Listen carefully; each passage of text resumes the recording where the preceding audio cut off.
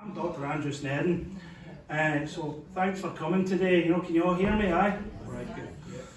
It's nice to see you all, 8th of January. So the Islandmagee exhibition, which is outside, it's a kind of moving exhibition, a wee bit different, and from the Carrickfergus one where it started, if you've seen that. So I would like to thank the staff at Carrickfergus Museum, including Sharon Murphy, but also the staff here, Rebecca O'Neill, Des McCabe and Stephen Scarf, in no particular order, for getting this up and going. But also my colleagues on the parent project, because this came out of a bigger project, the exhibition. In fact, the culmination almost of the project. The W, that's the logo there. I'll talk a wee bit about it in a second. This is called the Islandmagee Witches Creative and Digital Project, and its website is w1711.org, and you can get all sorts of stuff on there, the animation, you can get access to the graphic novel, things about the exhibition, also about the play we put on, so there's loads of stuff, and the original documents are all on there, okay? And this parent project was led by myself and Dr. Victoria McCollum there, who's going to answer some questions later. And it was funded by the Arts and Humanities Research Council, Connected NI and Ulster University. And the exhibition itself was funded by AHRC again, UU, Mid and East Antrim Council, obviously under the aegis of PRONI here. So thanks very much to everybody who made this possible. So I'm going to talk for a wee bit, pass you on to Helen, who's going to run through the virtual reality app, and talk a wee bit about that. As part of the exhibition as it was at Carrickfergus. But first of all, I'm going to just talk a wee bit about the formation of the history of the Islandmagee Witches project, and I'm going to talk a wee bit about the history of witchcraft, but not too much. You can go and read my books. I was saying earlier, I don't make any money for them, so borrow it. But as long as you read it, that's the thing. So I've been studying witchcraft for a long time, you wouldn't guess by looking at me, for an academic level, not just studying witchcraft, at an academic level for 30 years, Did it my MA, my PhD, but I started at Ulster University in 2008, and the students were asking me, well, what about Ireland? And I said, I don't know, because nobody's wrote about it, right? And so that's when I started writing about Irish witchcraft, and it was a bigger task than I thought it would be, And nobody would really talked about the Islandmagee 1711 trial either, right? And later research would tell me that just because academics hadn't written books about it, that local people hadn't been remembering it, and talking about it, and having folk histories about it, and places that reminded them of it, and folk lore about it. And from about 1800 onwards, journalists, local historians, artists, writers, and dramatists start to reimagine it as well. So it's out there, right? But although people have been re-engaging with the Islandmagee witch trial, and I might run through it just quickly in a wee minute for you, they were engaging with it, right, at this cultural level. But there was also a level of what Professor Guy Biner calls social forgetting. This is when an event is remembered in some contexts, but forgotten at a public level. So in the early 20th century, when I started looking at Irish witchcraft, I couldn't believe it's such a well-documented case, and an interesting case like Islandmagee just wasn't there in the public sphere. It wasn't publicly remembered, commemorated, no exhibitions, no plaque, no public events, no academic history. So these omissions have all been remedied, in different ways, a decade later, 13, 14 years later. And even more so with the current exhibition. But back in 2011, the public forgetting of the trial was hammered home when the 300th anniversary of the trial was going by unnoticed in 2011. Compared to, the big hoo-ha they make about other, and I'm being filmed, so I better watch what I'm saying, about other trials, like Salem, for example. You all heard of Salem 1692?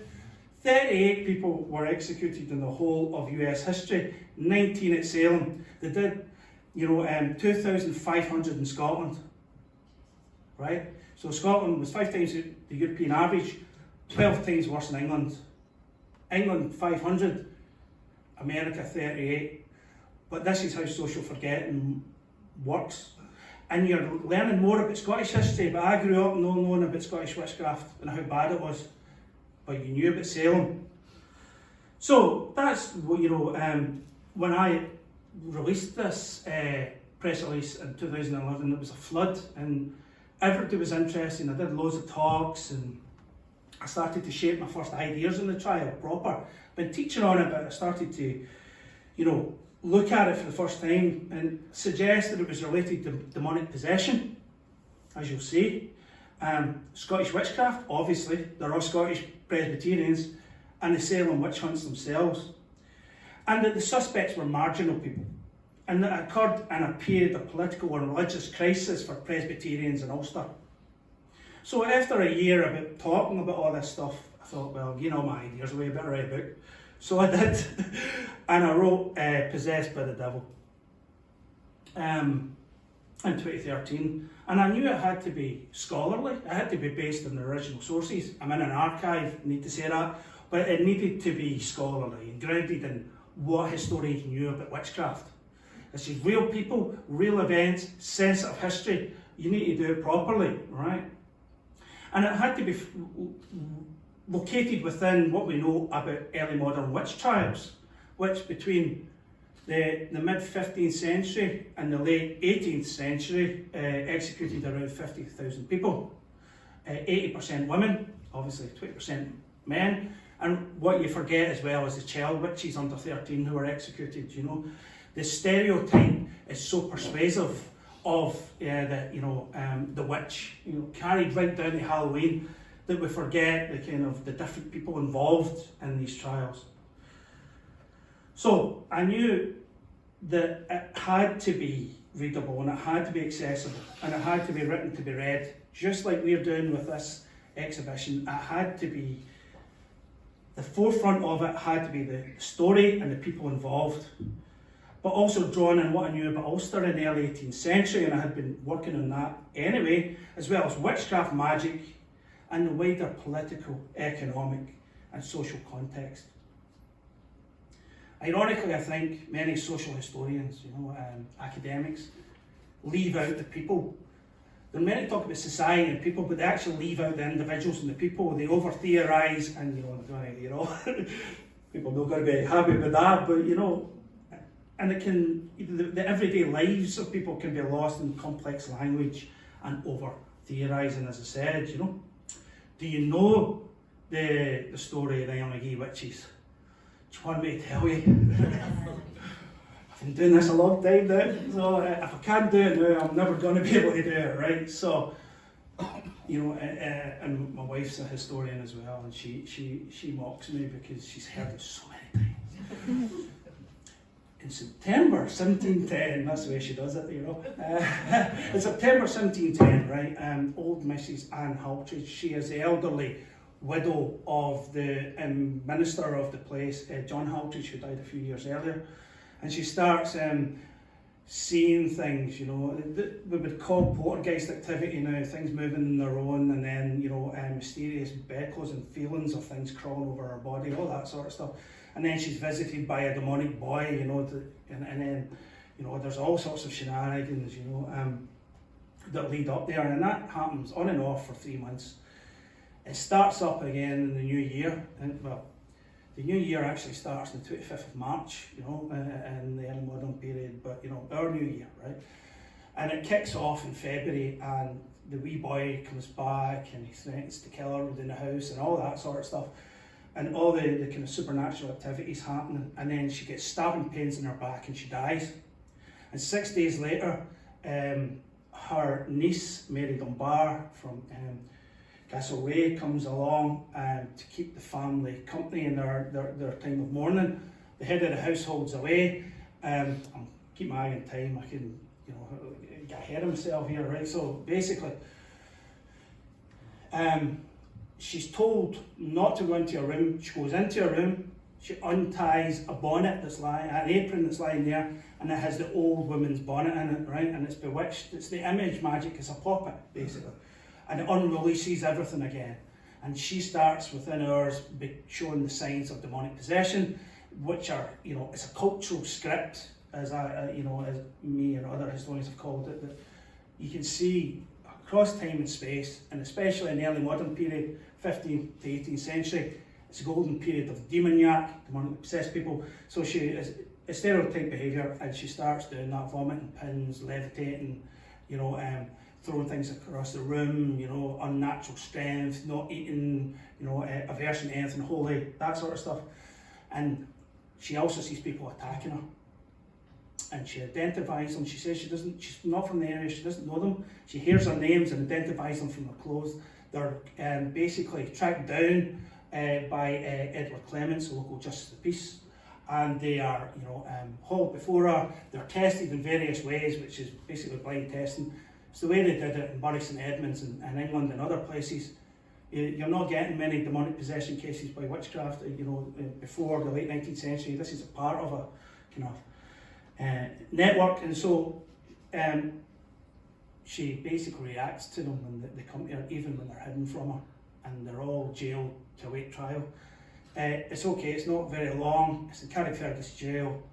They're brought out, the trial is really long, usually capital trials could last only 20 minutes. I try for your life, but this lasted 8 hours, so you show it was so many people involved, so many witnesses, and there was obviously 8 women who were basically accused of witchcraft by Mary Dunbar, basically by spectrally attacking her and calling up a demon to possess her, right? That's what she's done for. The spectral evidence and some vomited objects are the things that convict her on the day, but the 2 judges are at odds with one another, and one's for her, one's against her. But the jury, 12-man jury, only male, that it's all male, or the whole legal system is male, unless one of them says they were pregnant. So it was 12-man jury, brought her in guilty. Because one of the original charge of killing old Mrs. Hartridge wasn't brought in, and it could have been, I think there was an objection to it, but it's not in the record, so we don't know, but it wasn't brought in. And so it wasn't a capital crime. They were done for harming using witchcraft rather than killing, and so it was 4 times in the pillory on market day and a year in prison, which prisons weren't at that point used for holding people, they were just there for remand. So it wasn't a good place to be for a year. So that's the trial, and I probably took too much time there, sorry, so I'll try and hurry up so that you're not sitting too long, okay? So I'm looking back on it, and I'm amazed at how well documented in terms of original material in comparison to other trials that this is. And UU funded a project to transcribe and annotate all the documents, and they're on the project website, and you can get them all there. Everything that I've used is all there free of charge. But you can also see them, the depositions, you know, in hard copy there in the exhibition, and you can also see them on the tablets as well. That's part of it, but the website has everything, right? And we were keen to showcase the documents in the exhibition to act as factual foundations of the stories we're telling, because that's really important. No matter what cultural representation we make, you know, whether it's computer games or VR, it has to be rooted in reality, because this is real stories you're telling. This is, and I've met their relatives, you know, we did a programme called Family Footsteps, I think, you know, a few years ago, and met one of them. So, you'll see the quotes in the panel, that's from the original document, and under that we used that to write what we say on the panels, the hanging panels, which, you know, credit to the PRONI team, look amazing here in this setting, hanging, you know, just bare as they are. So, the original documents are really important. They run through everything, and they're really important because they give us an insight into poor, marginalised, disabled people in Ulster in 1711, people who would have been lost to history otherwise. We don't know what happened to them afterwards because they're poor and marginal, you know, after they've been in prison. They also show you what life was like in Ulster in 1711, what people ate and drank, what they wore, what they looked like, how they interacted with one another, but also what they believed in, their religious and their magical beliefs. And without these documents and the folklore later, the level of detail in the exhibition and in the other outputs wouldn't be possible, I think. Like when we were writing the graphic novel, which you can see out there, and you can also see in the website, we often went back to the documents, and some of the dialogue in the VR, which you're going to see, is from the documents as well. So we were always going back. So I wanted to, when I was writing about this trial, avoid monocausal explanations that people writing about trials sometimes fall into. Monocausal explanations, a big way of saying it's one thing that caused it. It was all about gender. It was all about, it was older pagan beliefs. It was social and political conflict. It was religious change, Reformation, or it was just physical and mental illness. It's all too messy and complex for this, the European witch trials. This is why I had a chapter in the book, Possessed with the Devil, called Many Reasons Why.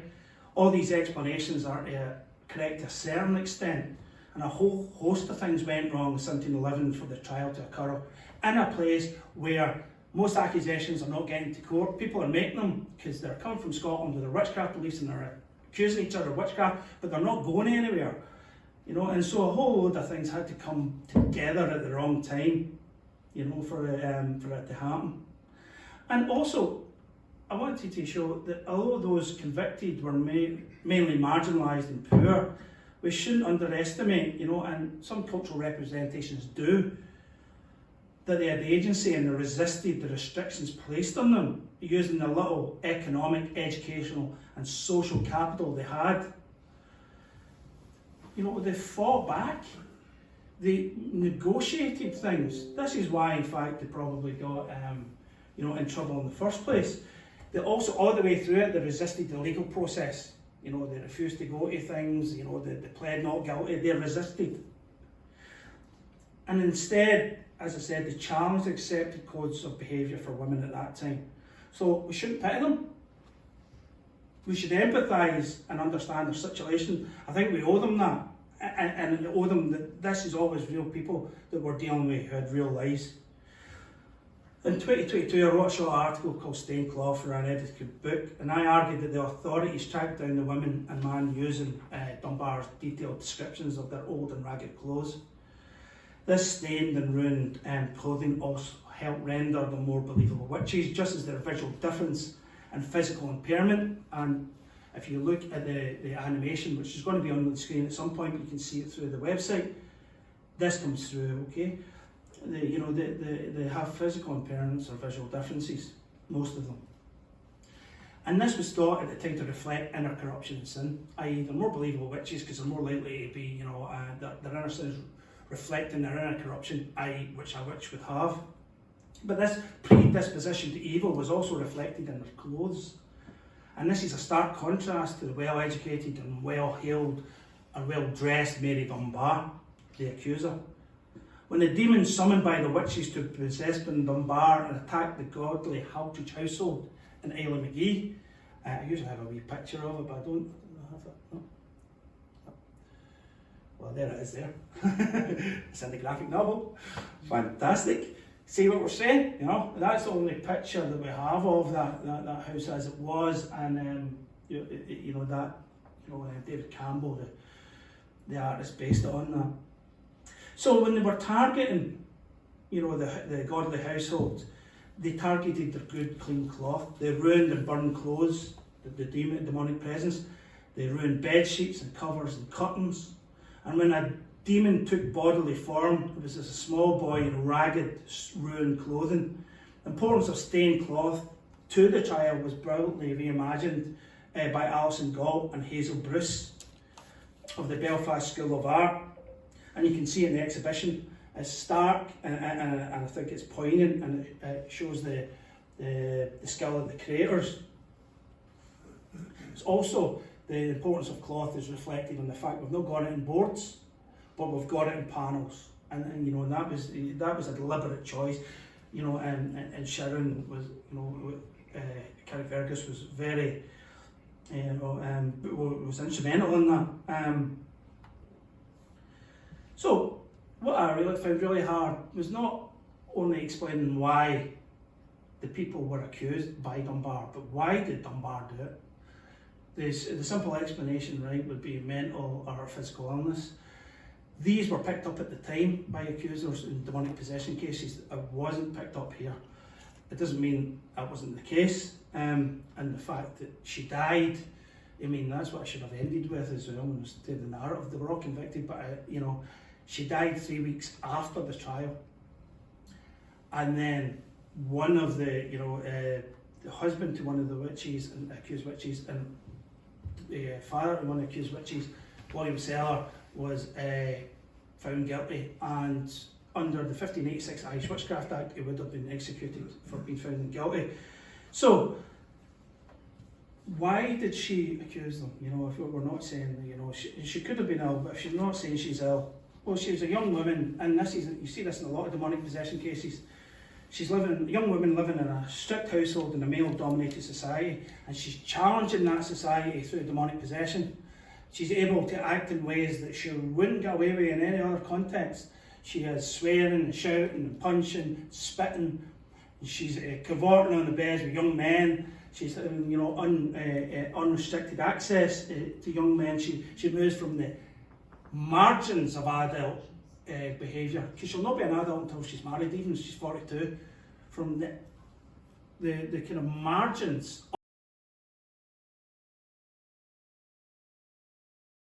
So, as Andrew was explaining, the exhibition has lots of different elements to it.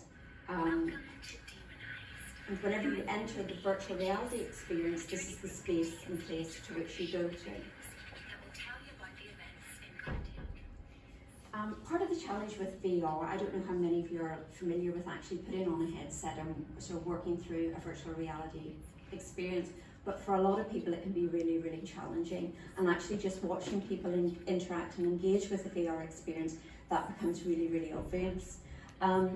It might be a stereotype to say it does naturally draw in younger audiences. The young people who came to the exhibition in Carrickfergus absolutely loved this.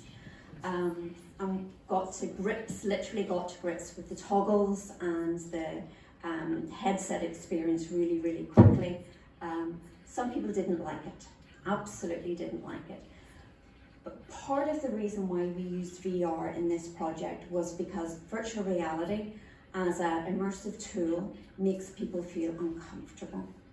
Because it actually takes you out of real life, it isolates you, it disorientates you.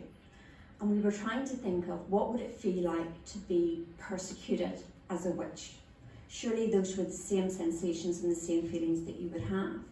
But then also on the flip side of that, VR, there's something magical about it. There's something otherworldly. And again, that just, for us, it tapped into all those narrative tropes that were coming through the Islandmagee Witches. So whenever you go into this, we call this the meeting room. The meeting room is actually a replication of a meeting room that we copied from the Ulster Transport Museum, so it's quite accurate to the time, and it's the space and place where people in town would have gone to meet to discuss things. So you go into the meeting room, you find these canisters to play movies that bring you to the different parts of the Islandmagee stories.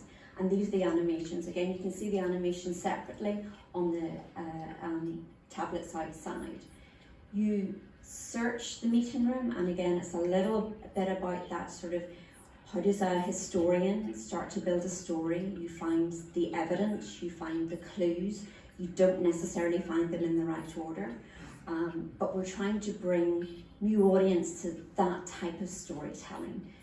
It isn't told chronologically. Does it have to be told chronologically? Our minds don't work in that way, but narrative experiences through cinema and television and books, they drive us down that linear route, but we were trying to do something a little bit more exploratory, a little bit more imaginative. So, and again, you see these little calls to, we call them calls to actions, these little prompts at the end of the different elements of the storytelling, because we're trying to start a conversation with the user. What do you think about what Mary Dunbar said? Do you think she was telling the truth? Do you think this is accurate? And then you find the portal in the room that will then transport you to Islandmagee. So we use this central storytelling device, which is the rocking stone, or known locally in the area as the witch's stone. And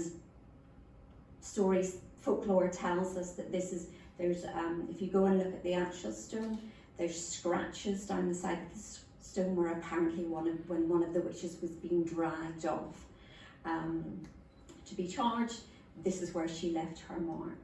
So you line your hand up with a virtual reality experience with this witch's handprint almost on the stone, and you're then transported into a much more darker, much more magical world. Difficult to see on screen, it is very dark, but that is a recreation of what Islandmagee looks like today. You can see the power station on the other side of the loch. I have a real issue when people talk about virtual reality and they talk about it in terms of time travel or some sense of teleportation to other spaces and other worlds, because I don't think that's your experience. I think that's a very blunt description of trying to entice you into a VR experience. I think there's cognitively there's something else happening. Time travel's not happening. So essentially you have all these items connected to the story, and again you need to go and read Andrew's book to understand the significance of some of these. And as you interact with these various elements, the knotted string, that has symbolism in the story, the cabbage, the wine bottle, then you experience these sensations and these feelings. You hear whispers. They threatened to kill her. She fell into fits when the witches approached her. So you are disorientated. They're strangers to her. That oral sound comes from behind you, comes in front of you. She's never even seen So sound is quite a key component of this storytelling. And again, everything to try and build into that idea of disorientating someone, isolating somebody, but ultimately trying to make you feel, what would it have been like to be one of these women and this man at this time. The witches told her she would have no power of speech in court. They must have taken her voice. Apparently her teeth were so tightly clenched they could only be opened inside.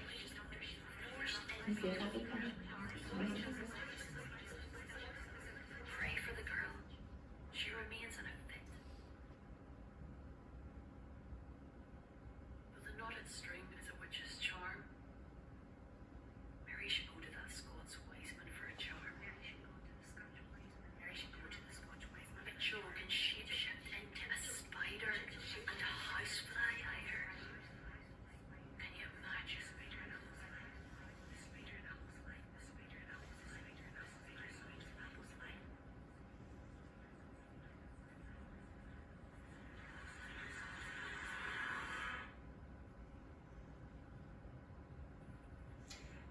So each one of those items is connected to different bits of storytelling, and I think the bonnet and the apron, again, need to read Andrew's story to understand the significance of those. And the animation. If you watch the Animation. It's bewitched. Thou shalt not suffer a witch fellow. She never met them before, but they attire her as spirits. Mary is such a respectable, beautiful girl. The witches will look and find all her appearance.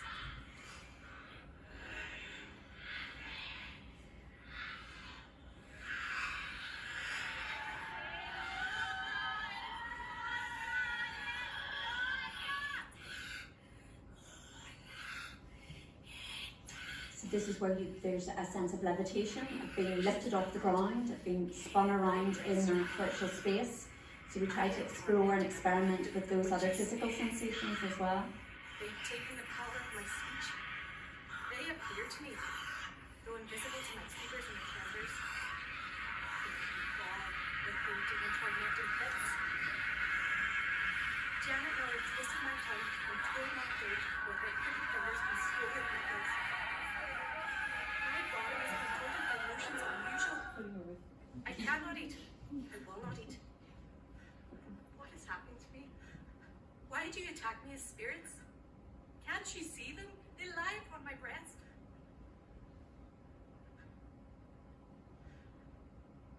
And again, as Rev Andrew said there, the significance of the words that are spoken again track back to those testimonials, to those documents, to the archives that we found. So the VR experience is here if anyone wants to give it a go. I was trying to get it to cast to my screen. It makes it a little bit easier for me to explain to someone who's perhaps more unfamiliar with VR and the toggles. It makes it a little bit easier for me to explain, but because of the public Wi-Fi system, it's difficult to get the URL working, but that's something we maybe hope to look at over the next couple of weeks. We'll take some questions